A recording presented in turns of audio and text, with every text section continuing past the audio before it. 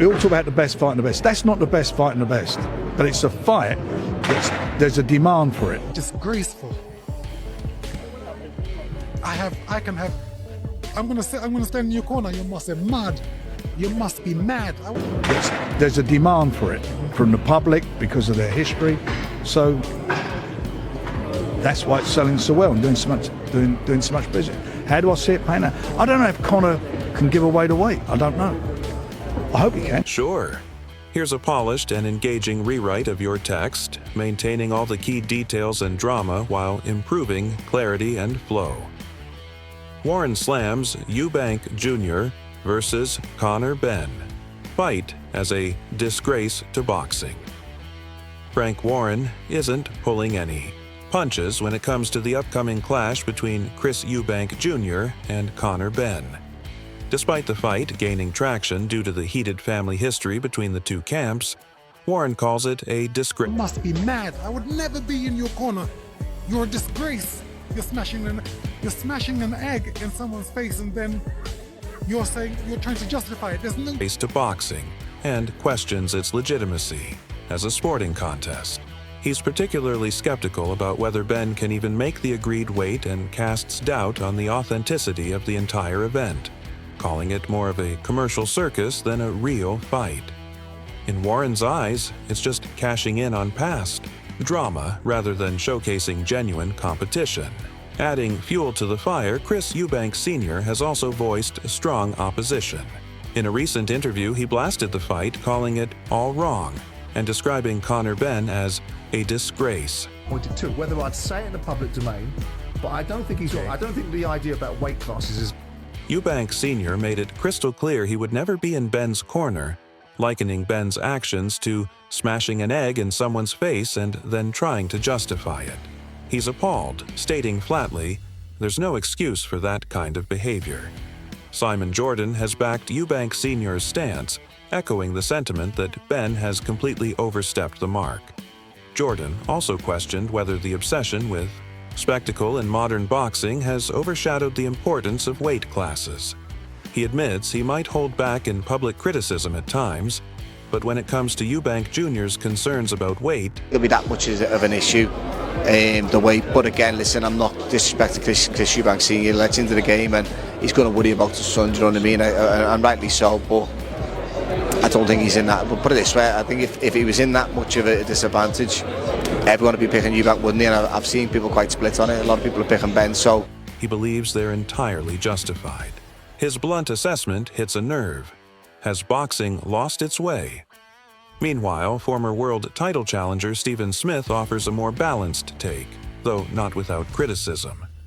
He's taken shots at Eubank Jr.'s public antics, calling them distractions from what really matters: the fight.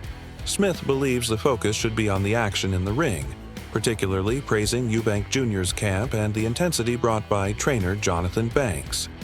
For Smith, it's not about the drama. It's about how Eubank Jr. will break down Benny with cold, calculated precision. But on the flip side, I have never in my entire life witnessed anyone work so hard as Conor Benn in training.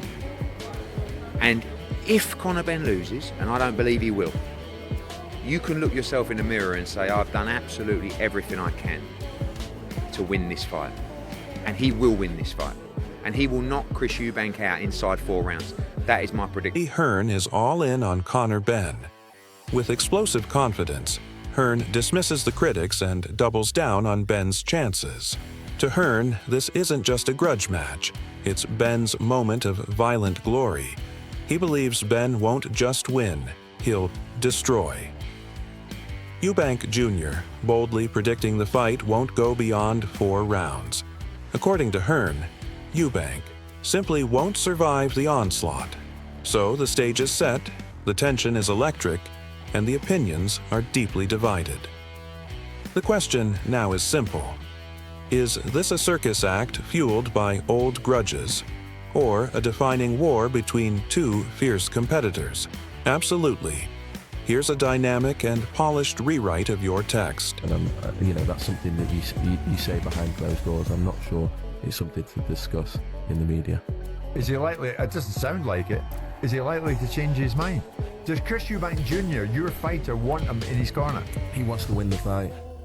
That's all he's focused on. He's now in a point of time where he has to block all the noise. Keeping the intensity and passion while refining the structure and flow for clarity and punch.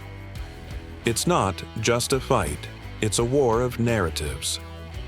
Boxing world erupts over Eubank Jr. versus Benn. While many are debating experience and ring IQ, Eddie Hearn brushes it all aside.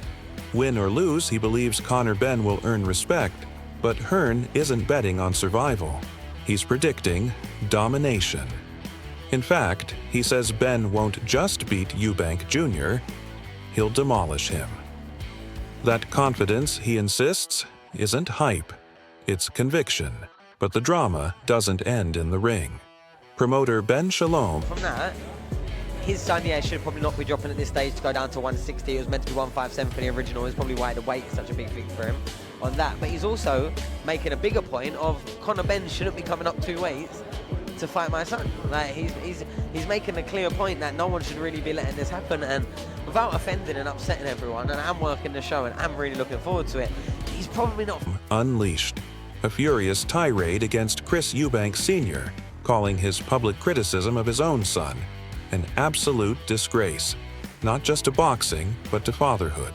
Shalom didn't mince words, accusing Sr. of turning personal grievances into a media circus right when Chris Jr. needs support the most. This isn't just bad timing, Shalom said. This is sabotage. And he didn't stop there. He even suggested that Eubank Jr. might finally cut ties with his father altogether, stepping into the ring not just carrying his legacy, but burdened with betrayal. Meanwhile, world champion Sonny Edwards zeroed in on the most alarming issue: Chris Jr.'s brutal weight cut.